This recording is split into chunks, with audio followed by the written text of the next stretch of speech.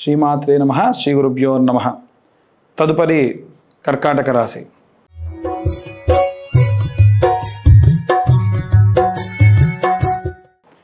రెండు 2025వ సంవత్సరం మార్చి నెల మాస ఫలితములు కర్కాటక రాశి వారికి సంబంధించి ఎలా ఉండబోతున్నాయని తెలుసుకుందాం.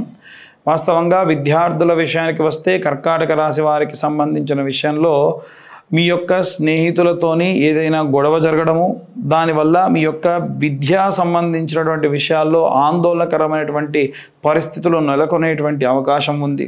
అలాగే ఎవరైతే గృహిణులు ఉన్నారో వారు ఇంట్లో ఉన్నటువంటి వస్తువులను మార్చడం కానీ, ఉన్నటువంటి ప్రదేశాన్నంతా మార్చడం కానీ, కాస్త ఎక్కువ క్లీన్గా ఉంచుకునే ప్రయత్నం చేయడం సర్వసాధారణంగా జరిగేటువంటి విషయం. అలాగే ఎవరైతే ఈ యొక్క ఉద్యోగస్తులు ఉన్నారో వారి యొక్క ఉద్యోగ స్థలమునందు ఆదాయపరమైనటువంటి లాభాలు అధికంగా ఉన్నప్పటికీ వీరి యొక్క ఖర్చులు వీళ్ళని బాగా ఆందోళనకు గురి చేసేటువంటి అవకాశం కనిపిస్తూ ఉంది. వ్యాపారస్తుల విషయంలో కూడా అమ్మయ్య ఈసారి మంచి ఆనందకరమైనటువంటి ఆదాయమే వచ్చింది అన్న తర్వాతకి గతంలో ఉన్న అప్పులు వడ్డీలు అన్నీ కట్టి చూసుకున్న తర్వాతకి ఏమీ మిగలకపోగా తిరిగి మళ్ళీ అప్పు చేయాల్సినటువంటి పరిస్థితి కూడా ఉంటుంది. కాబట్టి కుబేరుడికి సంబంధించిన మంత్రాన్ని చదువుకోవడం మంచిది. ఓం యక్షరాజాయ నమః అనేటువంటి మంత్రము విపరీతమైనటువంటి శక్తినిస్తుంది. అలాగే ఎవరైతే సినీ రాజకీయ రంగాల్లో ఉన్నటువంటి వారు ఉన్నారో వారు మీరు త్రిపురాంబిక అమ్మవారి యొక్క దర్శనము, త్రిపురాంబిక అమ్మవారికి సంబంధించినటువంటి బాలా త్రిపుర సుందరి సంబంధితమైనటువంటి దేవాలయ దర్శనం చేయడం చాలా మంచిది. ఎట్టి పరిస్థితుల్లో ఏవైనా సరే ప్రత్యేకమైనటువంటి వామాచార పద్ధతిలో పూజలు చేయించుకునేటువంటి విధముగా రాజకీయ నాయకులు కొంతమంది ఈ రాశిలో ఉన్న వాళ్ళు ప్రయత్నిస్తూ ఉంటారు. కొంతమందికి కలిసి వస్తుంది, కొంతమందికి అంత శ్రేయస్కరమైనటువంటిది కాదు. కాబట్టి అమ్మవారు ఈ యొక్క హోమం చేసేటప్పుడు ఎంత నిష్ఠగా ఉండాలి అనేటువంటిది కూడా మనం ఇంకా ఎన్నోసార్లుగా ఈ విషయాన్ని తెలుసుకున్నాం. పరిపూర్ణమైనటువంటి అవతారంగా ఆ యొక్క అవతారం ఉంటుంది. అంటే వేరే అవతారంతో సంబంధం లేకుండా ఈ అవతారం ఉంటుంది. ఆ అవతారంలో ఉండేటువంటి అమ్మవారి ఆరాధన చేస్తున్నటువంటి వాళ్ళు చాలా నియమనిష్టలు పాటించాలి.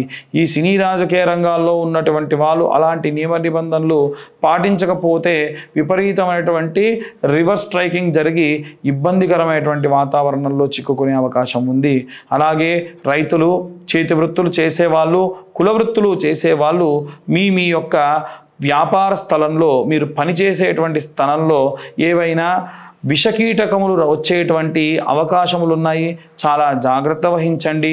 అలాగే ఎవరైతే ఉద్యోగాలు విదేశాల్లో ఉద్యోగము, విదేశాల్లో విద్యకై ప్రయత్నిస్తూ ఉన్నారో మీరు ప్రయాణించే ముందు ఏదైనా వాహన ప్రమాదం జరిగే అవకాశం ఉంది. ఎట్టి పరిస్థితుల్లో చాలా జాగ్రత్తగా ఉండడం మంచిది. వాహన ప్రమాదాలు చాలా తీవ్రమైనటువంటి నెలల తరబడి ఆగడం వల్ల ఆ సంవత్సరం అంతా కూడా ఆగిపోయే ప్రమాదం కూడా కనిపిస్తూ ఉంది.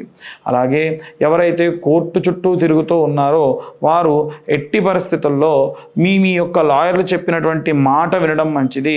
ఏవైనా అవుట్ ఆఫ్ కోర్టు తేల్చుకోవాలన్నా, ఏదైనా సెటిల్మెంట్కి వెళ్ళాలన్నా ఆ పరమైనటువంటి విషయాల్లో మీరు శీఘ్రం పాటించడం చాలా మంచిది. అలాగే ఇవన్నీ కూడా గోచార రీత్యా చెప్పేటువంటి విషయములే. మళ్ళీ చాలామంది మా డేట్ ఆఫ్ బర్త్ టైం లేకుండా మీరు ఎలా చెప్పగలుగుతున్నారు అని మమ్మల్ని కింద కామెంట్స్లో కూడా అడుగుతూ ఉన్నారు. కాబట్టి ప్రతి రాశి వారికి సంబంధించి చెబుతూ ఉన్నాము. ఎట్టి పరిస్థితుల్లో మీ డేట్ ఆఫ్ బర్త్ టైం ఉంటేనే ఇంకా పూర్తి జాతకం చెప్పగలం. ఇవి కేవలం గోచార రీత్యా కొన్ని సంఘటనలు జరగవచ్చు, జాగ్రత్తగా ఉండండి అని మాత్రమే చెబుతూ ఉన్నాము. ఇక ఎవరైతే పిల్లలు దగ్గర లేకుండా వృద్ధాప్యంలో ఉండేటువంటి వారు ఉంటారో వారు వెన్నుపూసకు సంబంధించి స్పెయిన్కి అంటే మన యొక్క వెనకాల వెన్నుకు సంబంధించి ఇబ్బందులు పడేటువంటి అవకాశం ఉంది. శీఘ్రం అశ్రద్ధ చేయకుండా మీ యొక్క వైద్యుడిని సంప్రదించడం చాలా మంచిది. అన్ని వర్గాల వారికి సంబంధించి ఎలాంటి రెమెడీస్ తీసుకోవాలి, ఎలాంటి మంత్రపఠనం చేయాలో ఇప్పుడు మనం తెలుసుకుందాం. మనకు విద్యార్థులు, గృహిణులు, సినీ రాజకీయ రంగాల వారు, ఉద్యోగులు, వ్యాపారులు, అలాగే రైతులు, చేతి వృత్తులు, కుల వృత్తులు చేసుకునేటువంటి వాళ్ళు, వివాహం కోసం ఎదురు చూస్తున్నటువంటి అమ్మాయిలు కానీ అబ్బాయిలు కానీ, అలాగే ఎవరైతే విదేశాలకు వెళ్ళి చదువుకోవాలి, ఉద్యోగం చేసుకోవాలి అనుకుంటూ ఉన్నారో, అలాగే ఎవరైతే పిల్లలు దగ్గర లేకుండా ఉన్నటువంటి వృద్ధాప్యంలో ఉన్నటువంటి ఏజ్లో ఉన్నటువంటి వాళ్ళు ఎవరైతే ఉన్నారో వారందరూ ఎలాంటి మంత్రపఠనం చేయాలి, ఎలాంటి రెమెడీస్ చేసుకోవాలనే విషయాన్ని ఇప్పుడు మనం తెలుసుకుందాం. మనకి విద్యార్థుల విషయానికి వస్తే నీలా సరస్వతి స్తోత్రము అనేటువంటి మంత్రపఠనం చేయడం చాలా విశేషమైనటువంటి ప్రతిఫలం కనిపిస్తూ ఉంది. వీలైతే మీ పిల్లలతోని ప్రతిరోజు కూడా ఈ యొక్క ఆవు నెయ్యితో దీపారాధన చేయడం కూడా విశేష ప్రతిఫలం కనిపిస్తూ ఉంది. అలాగే ఎవరైతే ఈ యొక్క ఇంట్లో ఉండేటువంటి గృహిణులు ఉన్నారో ఈ మాసమంతా కూడా, ఎందుకంటే మాసాంతానికి వచ్చేసరికి షష్ఠగ్రహ కూటమి కారణం వల్ల విపరీతమైనటువంటి ఇంట్లో రకరకాలైనటువంటి మార్పులు జరగడం వల్ల ప్రతి నిత్యము ఒక శుక్రవారం నుండి ప్రారంభించి చిన్న గౌరమ్మను చేసుకొని అమ్మవారిని మీ యొక్క పూజా గదిలో ఉంచుకొని శ్రీమాత్రే నమః అనేటువంటి మంత్రాన్ని వీలైనన్ని సార్లు, అధమంలో అధమం 11 సార్లు చదువుతూ ఆ కుంకుమార్చన చేయడం వల్ల ప్రతిరోజు మీరు ఏ పనికి వెళ్ళినా నిత్యము ఆరాధన చేసిన తర్వాత ఆ కుంకుమను ధరించడం వల్ల కూడా విశేషమైనటువంటి ప్రతిఫలం దక్కుతూ ఉంది. మనం సాధారణంగా తాగేటువంటివి నీళ్లు, అవే నీళ్లు ఒక శంఖంలో పోసి దేవుడి దగ్గర పెడితే తీర్థము, అలాగే మామూలుగా పెట్టుకుంటే కుంకుమ, అదే కుంకుమ దేవతార్చనకు వాడి పెట్టుకుంటే ప్రసాదము. అమ్మవారి యొక్క ప్రసాదం మీ అందు మీ కుటుంబ సభ్యులందరికీ పెట్టడం వల్ల విశేషమైనటువంటి ప్రశాంతత కనిపిస్తూ ఉంటుంది. అలాగే ఎవరైతే ఉద్యోగస్తులు ఉన్నారో వీరు ఈ నెలంతా కూడా, ఎందుకంటే గ్రహ సంచారం రీత్యా 6 గ్రహములు ఒకే ఇంటికి చేరడము, చాలా మందంగా నడిచేటువంటి మందగమనుడుగా పిలిచేటువంటి శని, అలాగే అత్యంత వేగంగా సంచరించేటువంటి చంద్రుడు, వీరు గ్రహ సంచారం చేస్తూ షష్ఠగ్రహ కూటమి ఏర్పడేటువంటి పరిస్థితులలో అందరికీ కూడా విపరీతమైనటువంటి అలాగే మిశ్రమ ఫలితాలు అధికంగా గోచరించే అవకాశం ఉన్న కారణం వల్ల దక్షిణామూర్తి స్తోత్రము చదవడం చాలా మంచిది. అలాగే ఎవరైతే ఈ యొక్క వ్యాపారం చేసుకుంటూ ఉన్నారో వారు నిత్యము కుబేర మంత్రము అలాగే దక్షిణామూర్తి స్తోత్రము చదువుకోవడము విశేష ప్రతిఫలాన్ని ఇస్తుంది. అలాగే ఎవరైతే ఈ యొక్క సినీ రాజకీయ రంగాల్లో ఉన్నటువంటి వారు ఉన్నారో ఈ మాసమునందు, అది కూడా ప్రథమార్థము కంటే ద్వితీయార్థములో చండీ హోమము చేసుకోవడము, ఆ యొక్క చండీ హోమం చేసినటువంటి భస్మాన్ని తీసుకొని మీ దగ్గర కొద్దిగా పెట్టుకోవడము, నిత్యము దూర ప్రయాణాలు చేయాల్సి వచ్చినప్పుడు ఒక నిమ్మకాయను తీసుకొని కొద్దిగా కోసి దాంట్లో అమ్మవారి యొక్క ఆ యొక్క హోమ ప్రసాదాన్ని వేసి జోబులో పెట్టుకోవడం వల్ల, లేదా మీరు వెళ్ళేటువంటి వాహనంలో ఉంచడం వల్ల ప్రమాదాలు రాకుండా ఎప్పుడూ కూడా కాపాడుతూ ఉంటారు. అలాగే ఎవరైతే ఈ యొక్క చేతి వృత్తులు కుల వృత్తులు చేసేటువంటి వారు ఉంటారో మీ యొక్క కులదేవతారాధన మానకుండా ఉండడం మంచిది.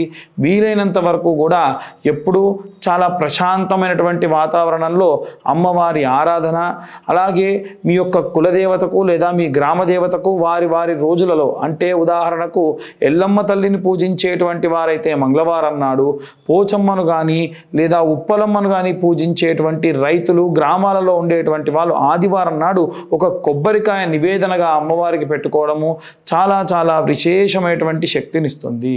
అలాగే వివాహం కోసం ఎదురు చూసేటువంటి ఆడపిల్లలు కానీ మగపిల్లలు కానీ ఈ మాసమునందు ఏవైనా సరే నిర్ణయములు, ప్రయోగాత్మకమైన నిర్ణయములు తీసుకోవడం కానీ, తెలవనటువంటి వారి యొక్క సంబంధం వచ్చినప్పుడు అనుకూలమైనటువంటి సమాధానం ఇవ్వకుండా ఆచితూచి నిర్ణయం తీసుకోవడం మంచిది.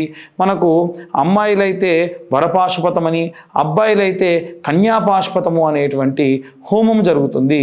అలాంటి హోమాన్ని నిర్వహించుకొని మీరు ఆ యొక్క పూజాధికృతులలో పాల్గొనడం వల్ల శీఘ్రము వివాహం అయ్యేటువంటి అవకాశం ఉంది. ఇవన్నీ కూడా గోచార రీత్యా చెప్పేటువంటి విషయములు మాత్రమే.